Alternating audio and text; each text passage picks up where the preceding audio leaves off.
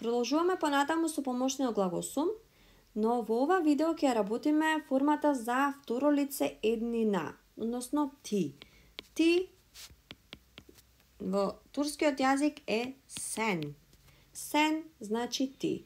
И сега ќе видиме реченици како се прават во турскиот јазик во сегашно време, користејќи го помошниот глагол сум за второ лице еднина.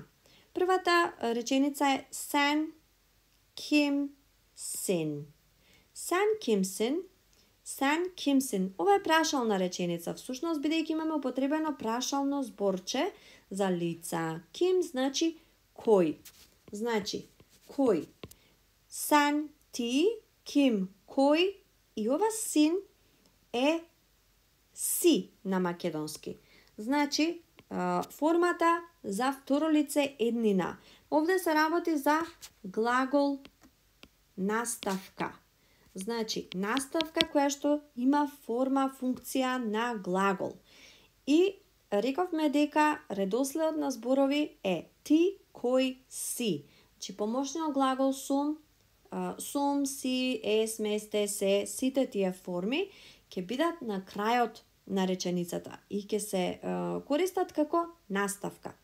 И сега ова син ќе се спои со ким и добиваме sen kimsin. Sen kimsin значи ти кој си. Ние на македонски би рекле кој си ти. Sen kimsin. Одиме со вториот пример, втората реченица. Sen ти мимар. Мимар значи архитект. Мимар и потоа имаме наставката сн. Sen mimarsın, ти архитект си, буквално ако го преведеме. Значи, на македонски реченицата е ти си архитект, оно што треба да го направиме автоматски да го смениме местото на си. Значи, ти си ќе биде ти архитект си. Си на крај и се спојува заедно со зборот архитект, односно мимар. И така добиваме sen mimarsın. Следниот пример е sen okuldasın. Окул значи училиште, школо, а да е статичната наставка, наставка за статичност. Значи на училиште, во школо. Sen okuldasın ќе значи ти си на училиште. Sen okuldasın, ти си на училиште. Следниот пример е sen tembel син. Овде имаме придавка. Тембел значи мрзлив, мрзелив. Sen tembelsin, ти мрзлив си. Или ти си мрзлив, мрзлива, нели? Може кај нас да се смени и родот. Формите за второ лице еднина, значи во сегашно време, нели, од помошниот глагол сум, се сын, син, сун или сун. Повторно имаме 4 форми. Ако последната самогласка во зборот е а или ъ, ќе употребиме формата сын. Ако последната самогласка е или и, ќе употребиме формата син. Ако последната самогласка е о или у, ќе употребиме формата сун. И ако последната самогласка е ъ или пак ю, ќе употребиме формата сун. И сите овие на македонски ќе значат едно нешто, тоа е си. Значи од ти си, она си, во турскиот јазик е оваа наставка. Например, sen ти нереде, сигурно сте го слушнале, нереде како нерде, многу почесто се изговара како нерде. Нереде значи каде и се однесува на статичност. И сега, кога ќе го споиме со помошниот глагол сум, значи со глаголот наставка во турскиот јазик син, добиваме нереде син, значи и реченицата е sen нереде син. Или кратко кажано sen neredesin или само neredesin. Сигурна сум дека сте го слушнале овој збор и значи каде си, каде си. Sen може, а и не мора да го употребиме поради тоа што син ни објаснува дека е второ лице еднина. Значи доволно е да го знаеме овој податок и нема потреба да употребиме лична заменка. Ако сакаме да направиме одречна реченица, негација, се правеше со зборчето дејил. Значи, ова зборче се употребува со помошниот глагол сум. Тоа го спомнавме минатиот пат и сега. Ти не си, на турски е сен, дејил, и на зборчето дејил ја додаваме наставката за второ лице еднина за сен, значи формата син. Што значи дека секогаш после дејил ќе доаѓа син. И ти не си, односно не си, на турски ќе биде дејилсин. Сен дејилсин значи ти не си. Ајде да видиме пример. Сен ојунџу дејилсин. Ојунџу значи играч, но може да значи и глумец. Значи, во турскиот јазик зборот ојун е игра, но може да значи и глума, како акт, глума, нели? И од тука доаѓа ојунџу фактички. Ојунџу може да се употребува и за играч на видеоигри или не знам, некоја друга друштвена игра, но може да значи и глумец.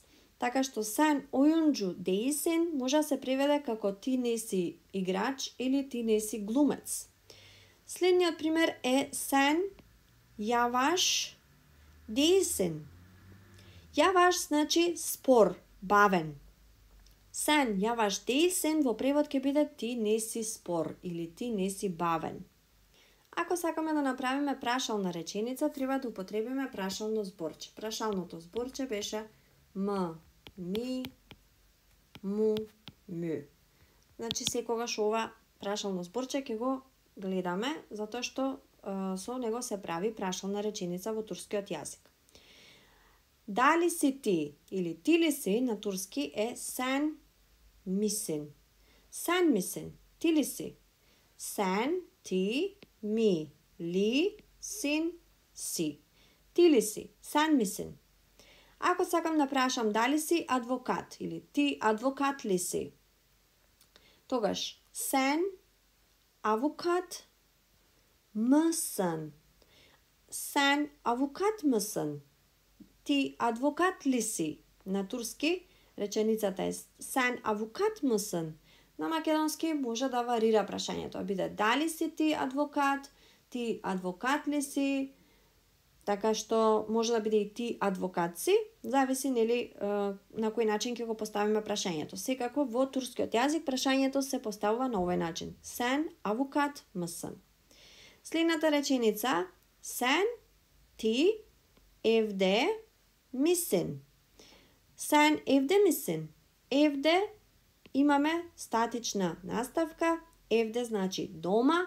Ти дома ли си? Сен евде мисин. Ти дома ли си? Ова може дури без сен да се употреби. Значи може кога се јавуваш кај другар, другарка, кај некој, мајка, татко, брат, сестра и викаш дома си? Евде мисин. Значи доволно е евде мисин да го кажеме. Тоа сен и не мора да се употреби бидејќи во самата реченица веќе определуваме за кое лице прашуваме. Следниот пример е сен ие мисин. Сигурна сум дека и ова сте го слушнале неколку пати. Сен ие мисин значи ти добро ли си? Дали си добро? Добро ли си? Сен ие мисин. Повторно ова сен може да го ставиме во заграда, односно да го изоставиме, да не го употребиме. Кажеме ие мисин, добро ли си? Добро ли ти е? Ие мисин. Ие мисин. И последниот пример е сен али мисин. Ти али ли си? Ти дали си али? Значи Алек, Али, било кое име, ќе биде сен али мисин, ти дали си али. Значи прашалната форма повторно на истиот начин. После а и е употребуваме м и после м треба да ја ставиме наставката за лицето, односно мсн. Ако последната самогласка во зборот е или пак и, тогаш ќе биде прашалната форма ми и заедно со наставката син, значи мисин.